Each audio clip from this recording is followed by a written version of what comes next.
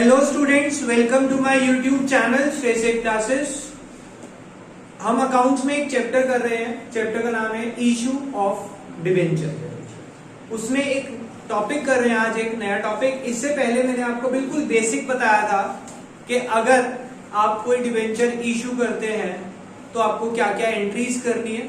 मैंने बिल्कुल आपको सिंपल सी बात बताई थी और वो क्लास रिकॉर्ड भी नहीं करी थी मैंने। उसमें मैंने आपको क्या बताया था, जैसे हम शेयर इशू करते हैं, शेयर की पहली एंट्री होती है bank account debit to share application. यहाँ पे हो जाएगी bank account debit to debenture application. फिर उसके बाद डिबेंचर एप्लीकेशन टू जितने परसेंट वो डिबेंचर होता है। ऐसा क्यों लिखते हैं, मैंने आपको बताया था कि डिबेंचर जो है वो होते क्या है। Debenture is a loan document. Debenture is a loan document. एक बार उसका बेसिक्स बता देता हूं आपको। डिबेंचर क्या है? कंपनी ने पब्लिक से लोन लिया। अब लोन के बदले पब्लिक कहती है कि हमें कोई प्रूफ दो कि हम बाद में अगर आप पैसा देने को मना करो तो हमें कहीं प्रूफ भी तो होना चाहिए कि हमने आपको लोन दिया है।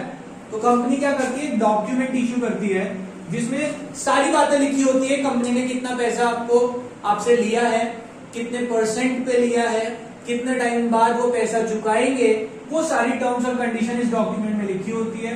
इस डॉक्यूमेंट को बोलते हैं हम डिबेंचर। तो debenture is what? Debenture is a loan document specifying that company has taken loan, कि कंपनी ने लोन लिया है पब्लिक से। उस डॉक्यूमेंट को बोला जाता है डिबेंचर।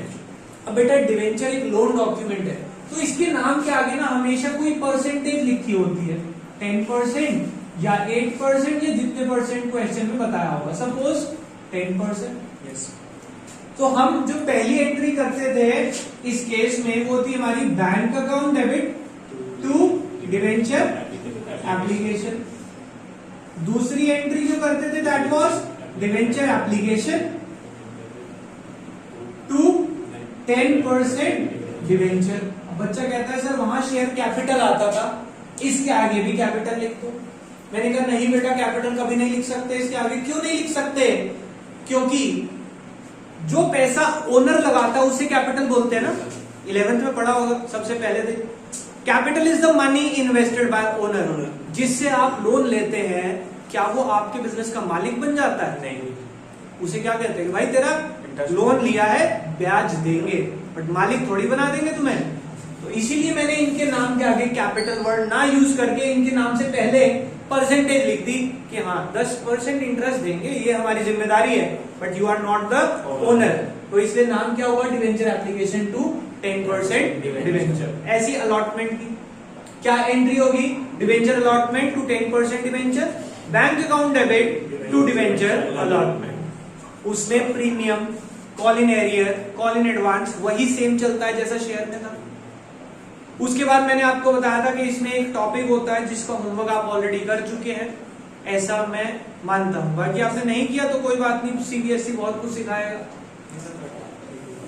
उसके बाद हमें दूसरा टॉपिक जो किया वो ये था asset account debit to vendor, जिसमें बिल्डिंग मशीनरी खरीदते थे, बिल्कुल सेम शेयर वाला। वेंडर टू शेयर कैपिटल करते थे आप। अब वेंडर टू 10% डिबेंचर करेक्ट, वही पार, प्रीमियम और discount as it is, copy paste concept. But इसमें जो वेंडर वाला टॉपिक है या शेयर में जो वेंडर वाला टॉपिक, दोनों में से एक क्वेश्चन आपके पेपर में जरूर मिलेगा आपको। 3 नंबर का हो या 4 नंबर का, ये मुझे नहीं पता। और मैंने आपको बताया था पहले भी और आखिरी तक बताऊंगा कि जो इस तरह के टॉपिक पेपर में गलत करके आता है बच्चा, फिर थोड़ा सा कंपार्टमेंट का डर बढ़ जाता है। क्योंकि ये टॉपिक कुछ ऐसे हैं जो आपको इजीली 3-3, 4-4 नंबर पूरे में से पूरे दिलवाते हैं और आप आराम से पास हो जाते हैं। तो दोनों में से एक क्वेश्चन जरूर आएगा, पहले ही बता दिया। अब वो छोटा क्वेश्चन भी अगर आप सिंपल 2 एंट्री क्वेश्चन भी गलत करके आ रहे हैं, फिर आप समझ सकते हैं क्या प्रॉब्लम होने वाली है। तो हमने यहां तक कवर कर लिया था। आज मुझे कराना है इश्यू ऑफ डिबेंचर। मैं करा क्या रहा हूं अभी भी कि डिबेंचर सर इश्यू करो। इश्यू यानी कि डिबेंचर देने हैं किसी को, पर हमारा पॉइंट ऑफ व्यू, सोच क्या है? पॉइंट ऑफ व्यू का मतलब हमारी सोच। कर रहे हैं इश्यू, लेकिन पॉइंट ऑफ व्यू किस चीज का है? रिडम्पशन। सर रिडम्पशन होता क्या है, इधर समझेंगे इसी बात को दोबारा से। कंपनी ने पब्लिक से लोन लिया और बदले में क्या दिया, लोन डॉक्यूमेंट, जिसको हमने क्या नाम रखा, डिवेंचर। अब बेटा लोन लिया है तो कुछ समय के बाद रीपे करना पड़ेगा या नहीं करना पड़ेगा, करेंगे। चलो अब ये लोन रीपे कर रही है कंपनी, क्या कर रही है, लोन की रीपेमेंट। अब रीपेमेंट हो रही है तो क्या पब्लिक इस डॉक्यूमेंट को वापसी करेगी या नहीं करेगी, कंपनी अपना डॉक्यूमेंट वापसी मांगेगी या नहीं मांगेगी, क्यों, क्योंकि पैसा दे दिया भाई मेरा डॉक्यूमेंट दो, क्योंकि उसके कंपनी के साइन हो रखे हैं, बाद में तुम फिर पैसे मांगने आ जाओगे वरना। तो लीगली कंपनी क्या कहती है, अपना डॉक्यूमेंट वापसी डिमांड करती है आपसे, ठीक है। अब वो जो वापसी में डिमांड कर रहे हैं उसको बोलते हैं हम रिडम्पशन। क्या बोलते हैं, रिडम्पशन। अगर नॉर्मल लैंग्वेज में बोलूं, redemption means repayment of loan. Redemption means repayment of loan, जो लोन लिया था पैसे वापसी देके अपने डॉक्यूमेंट वापसी लेना, दैट इज रिडम्पशन। तो ये जो डॉक्यूमेंट वापसी लिया जा रहा है, this is known as redemption. समझ आया कॉन्सेप्ट क्या है रिडम्पशन का। अब बात समझना क्या है, मैं कर तो रहा हूं डिवेंचर को इशू, लेकिन मेरी सोच कौन सी है, रिडम्पशन वाली। मतलब सर इसका मतलब क्या हुआ, सोचे आपने आज किसी से लोन लिया, लोन लेते टाइम आप क्या कहते हैं, यार कितने टाइम बाद वापसी दूंगा, ये सोच रखते हैं कई बार या नहीं रखते, पहले ही दिन डिसाइड हो जाता है कब देने हैं। अब कंपनी भी ऐसी सोच रख रही है कि आज ले लिए 10 लाख, 5 साल बाद वापसी करेंगे। अब कंपनी ने जो लोन लिया है उस पर इंटरेस्ट तो देना है। कभी कभार कंपनी क्या करती है, उस लोन को लेने के चक्कर में डिस्काउंट दे देती है। क्या दे देती है, भाई 100 वाला डिवेंचर कंपनी ने 90 में दे दिया और वापसी कितने में लेगी, 100 में। भाई वापसी कितने में देंगे, 100 में। आज लोन लिया कितने, 90 रुपए के हिसाब से, 1 लाख डिवेंचर। समझना क्या केस है, इशू करे हैं 1 lakh debenture at the rate 10 each eight 10% discount, यानी कि 10 वाला डिवेंचर 9 में इशू हुआ। इधर देखिए बेटा, कितने में इशू हुआ, 9 में। ₹10 वाला डिवेंचर कितने में इशू हुआ, एट 10% डिस्काउंट, यानी 9 में आपके पास पैसे कितने आए होंगे, 9 लाख रुपए आए। हाँ जी, लेकिन उन्हें डिवेंचर कितने के दिए आपने, 10 लाख के। वापसी लेने जाएंगे तो वो आपको 10 लाख के डिवेंचर 10 में देंगे, समझ रहे हैं। अब वो जो 1 लाख रुपए का नुकसान है कंपनी को, वो कंपनी इंटरेस्ट तो देगी, उसके अलावा है मेरे भाई इंटरेस्ट तो अलग से जाएगा ही जाएगा, लेकिन रिडम्पशन में आपको 1 लाख रुपए फालतू देना पड़ेगा। अब क्या करती है कंपनी, जो 1 लाख रुपए देना है, कंपनी कहती है मैंने आपको लोन कब देना है, 5 साल बाद। 5 साल बाद 1 लाख रुपए देना है, कंपनी उसका लॉस आज से ही बुक करना शुरू कर देती है कि हर साल 20-20 हजार रुपए रखते रहेंगे, क्योंकि आखिरी में एक साथ 1 लाख रुपए देने से हमारी कंपनी लॉस में जा सकती है। तो हम क्या करते हैं, उसको हर टाइम एडजस्ट करते रहेंगे। तो कंपनी आज ही सोच रही है कितना नुकसान है, उस नुकसान को बुक आज ही कर लेंगे। समझ आया, पहला नुकसान ये हो सकता है। दूसरा नुकसान क्या हो सकता है, ध्यान से समझना, इशू करे थे 10 में, ठीक है, रिडीम कर रहे हैं कितने में, ₹11 में, तब भी 1 लाख रुपए का नुकसान है सर। रिडीम कितने में कर रहे हैं, 11 में। इशू करे थे 10 में, रिडीम कर रहे हैं 11 में, 10 लाख की बजाय 11 लाख रुपए देने पड़ेंगे वापसी में, तो 1 लाख रुपए फालतू देना, वो भी आज ही बुक कर ले। तो कंपनी दोनों बातें सोच के चलती है, किस चीज की, रिडम्पशन की। तो हमारा टॉपिक यही है, हम कर तो रहे हैं इशू की एंट्री, पर हमारी सोच कौन सी होगी, रिडम्पशन की। समझ आई बात। एक बार इसकी कुछ एंट्रीज, कुछ केसेस समझते हैं। अलग अलग केसेस होते हैं इसमें। केस नंबर 1 से स्टार्ट करते हैं हम, और धीरे धीरे 6 केस बनाएंगे, उसमें सारे क्वेश्चन और सारे कॉन्सेप्ट हमारे कवर हो जाएंगे। केस नंबर 1 ध्यान से समझेंगे बेटा। अच्छा, पहली बात तो मैंने आपको बता दिया, this is most important topic for your exam. Case number 1, issue of debenture issued, या ए सिंपल सा लिखते हैं, issued at par redeemable at par. बेटा पार का मतलब समझते हैं आप सब? यस। इधर देखेंगे बेटा, केस 1 मैंने आपको लिखवाया issued at par, redeemable at par. Par का मतलब आप सब जानते हैं? जितने में शेयर था उतने का ही इशू हुआ और उतने का ही रिडीम भी हुआ। रिडीम का मतलब तो समझ चुके हैं ना आप? एग्जाम्पल बनाते हैं इस केस के ऊपर। Example, ABC limited issued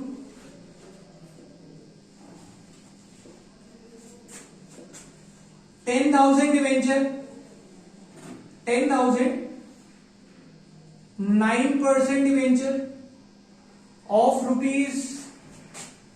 ₹100 each at ₹100 and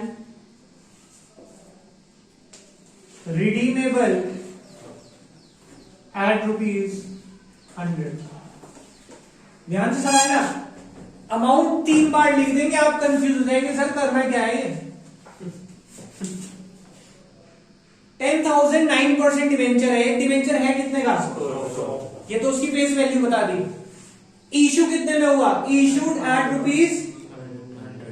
देखो क्या लिखा है, ABC limited issued 10,000 9% debenture of 100 each. 10,000 debenture है 100 रुपए वाले। इशू कितने में हुए? At 100 and redeemable at 100। Case समझ आया? Issued at par, redeemable at par. ये पैसे सारे एक साथ आ रहे हैं क्योंकि एप्लीकेशन अलॉटमेंट तो मुझे बताई नहीं। तो मैं पहली एंट्री क्या करने वाला हूं? Bank account debit to debenture application and allotment, क्योंकि सारे पैसे एक साथ आ गए। 10,000 इंटू 100 10 लाख। ये एंट्री मैंने कितने से करी? बहुत ध्यान से सुनेंगे बेटा, अगले केसेस में जब वैल्यूज चेंज आएंगी आप बताएंगे मुझे। पहली एंट्री मैंने 10 लाख से तो करी। 10 लाख कौन से है सर? ये वाले, ये वाले, ये वाले, फर्स्ट वाले, जितने में इशू हुआ, जितने में इशू हुआ 100 में इशू हुआ, ये वाले 100। याद रखना पहली एंट्री हमेशा कितने से होगी? जितने में इशू होगा। दूसरी एंट्री ध्यान से देखेंगे बेटा, डिवेंचर एप्लीकेशन एंड अलॉटमेंट, कितने से जितना ऊपर क्रेडिट है, एप्लीकेशन अलॉटमेंट जितने से क्रेडिट है उतना आएगा। 2 10% 9% डिवेंचर, ये कितने से आएगा? फेस वैल्यू 10 लाख तो सबसे ही आ रहा है, किससे आएगा? फेस वैल्यू कितनी है? 10,000 इंटू फेस वैल्यू, यानी कि जितने का डिवेंचर है 10 लाख। ठीक है, वो तो हमें भी पता है, मैच करना है तो इतने से ही आएगा। पर यहाँ पे याद रखना पहली एंट्री इश्यूड अमाउंट से और दूसरी एंट्री किससे? Face value. केस 2, अब देखना बेटा धीरे धीरे केसेस में वैल्यूज चेंज आएंगी, आप कॉन्सेप्ट याद रखेंगे जो मैंने आपको पहली एंट्री में समझा दिया। केस 2 है issued at discount, issued at discount, redeemable at par।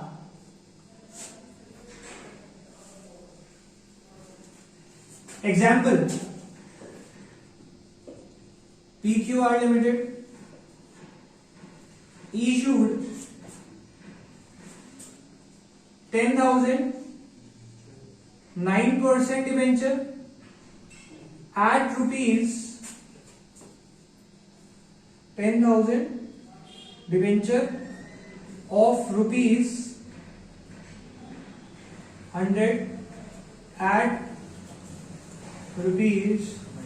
₹95 each and redeemable at ₹100। देखो बेटा केस सेटिस्फाई कराया मैंने एग्जांपल में। इशू कितने में इशू हुआ? 100 रुपए वाला डिवेंचर 95 में, तो इशू हो गया डिस्काउंट पे। रिडीम कितने पे हो रहा है? एट 100। 100 वाला 100 में, पार पे हो रहा है रिडीम। केस समझ आया? Issued at discount, redeemable at par. पहली entry bank account debit to debenture application and, बेटा कॉन्सेप्ट के हिसाब से अमाउंट बताओ जरा। जितने में इश्यू हुआ 95 इंटू 10,000, 9,50,000, 9 लाख। कोई प्रॉब्लम? दूसरी एंट्री होती है सर हमारी debenture application and allotment to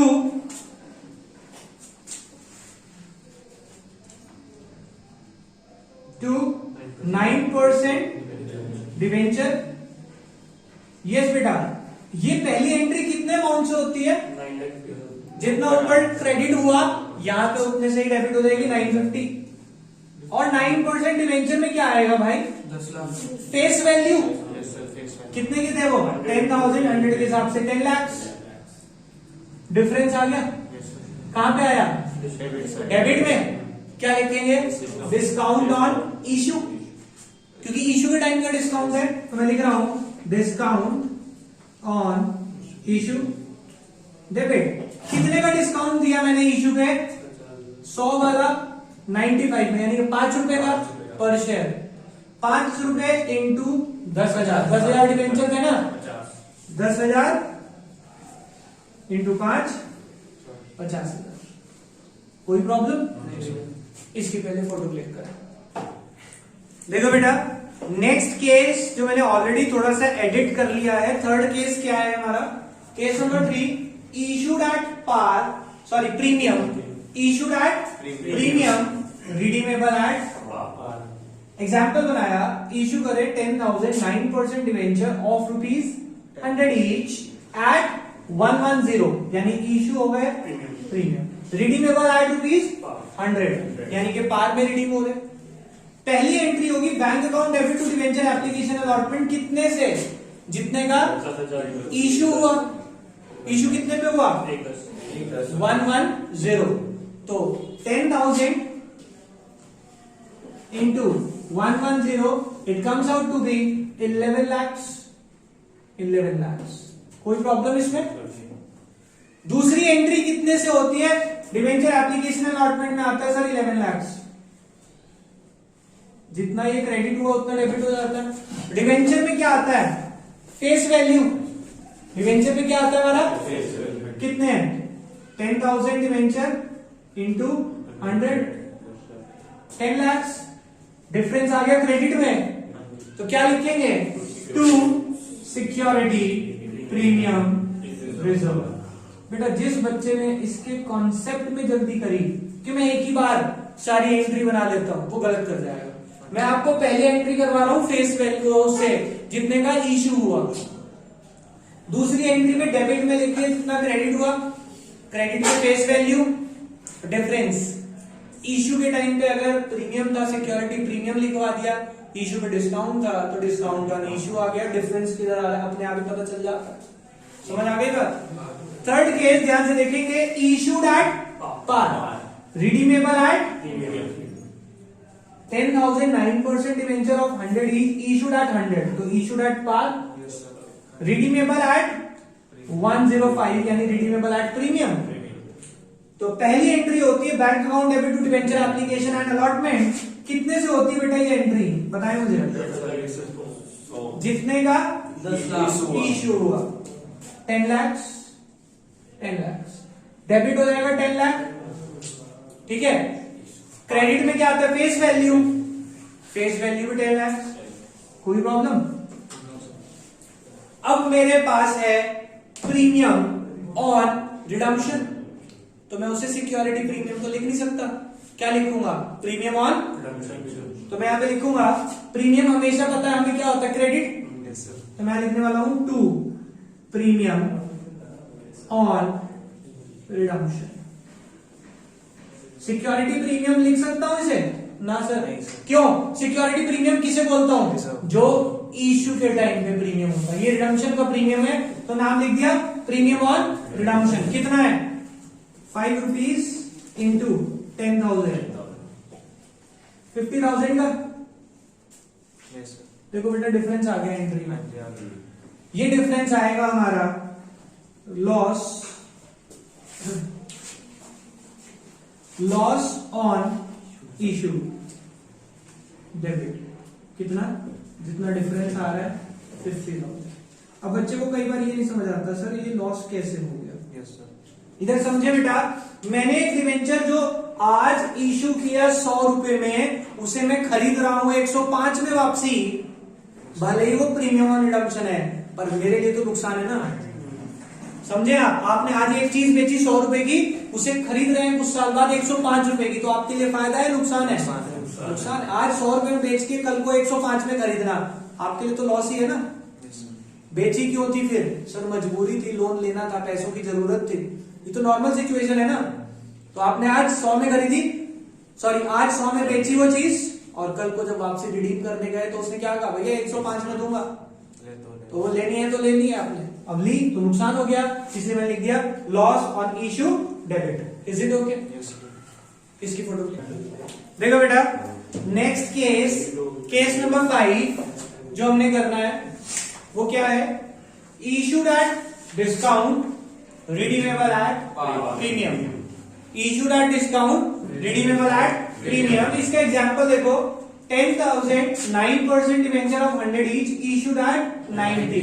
issue होगा डिस्काउंट में, रिडीमेबल एट 104। प्रीमियम पे रिडीम हो रहा है। बेटा देखो पेपर में ना बच्चा मुझे कहता है सर मुझे कैसे पता लगेगा कौन सा केस आया। बेटा तुम्हें केस अगर ना भी याद रहे, तुम ध्यान से कॉन्सेप्ट अगर समझ लो तो ये गलत हो ही नहीं सकता। पहली एंट्री होती है bank account debit to debenture application and allotment. कितने से जितने का इशू हुआ, कितने का इशू हुआ? 9 lakh. 9 lakh. Is it okay? अब दूसरी एंट्री होती है debenture application and allotment 9 lakh. जितना क्रेडिट हुआ उतना डेबिट होता है। 9% डिवेंचर में आते क्या? वेरी गुड, फेस वैल्यू कितनी? 10 लाख। अब देखो इशू पे डिस्काउंट था, रिडम्पशन पे प्रीमियम है ना। इशू पे जो डिस्काउंट है उसे डिस्काउंट ऑन इशू लिख के डेबिट करेंगे, नुकसान है। लिख लिया मैंने डिस्काउंट ऑन इशू। कितना है बेटा discount on issue? 10 into 10,000 1 lakh. लेकिन प्रीमियम है किस पे? रिडम्पशन पे। वो प्रीमियम है तो क्रेडिट होगा, तो क्या लिखेंगे? 2 प्रीमियम ऑन रिडम्पशन। कितना प्रीमियम है? 4 रुपए का। 40,000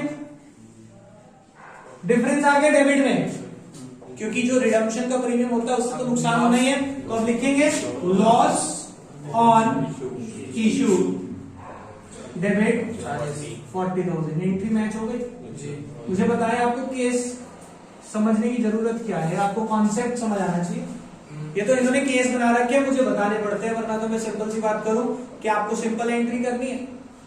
अब इन्होंने लास्ट बताया issued at premium, redeemable at premium. Issue भी प्रीमियम पे हो रहा है और रिडीम भी premium. 10,000 9% debenture of 100 each issued at 102, redeemable at 106। दोनों रिडम्पशन पे। पहली entry bank to debenture application allotment कितने से आएगी? 10,000 इंटू 102 मीन्स 10,20,000। 10,20,000। यहां पे 1020 आएगा, यही तो आता है जितना क्रेडिट हुआ। हाँ जी, कोई प्रॉब्लम इसमें? यहां पे क्या आता है? Face value 10 lakh. Face value के हिसाब से। इसके बाद आप देखें प्रीमियम इशू पे भी है, प्रीमियम रिडम्पशन पे भी है। 2 प्रीमियम आ गए। 2 सिक्योरिटी प्रीमियम,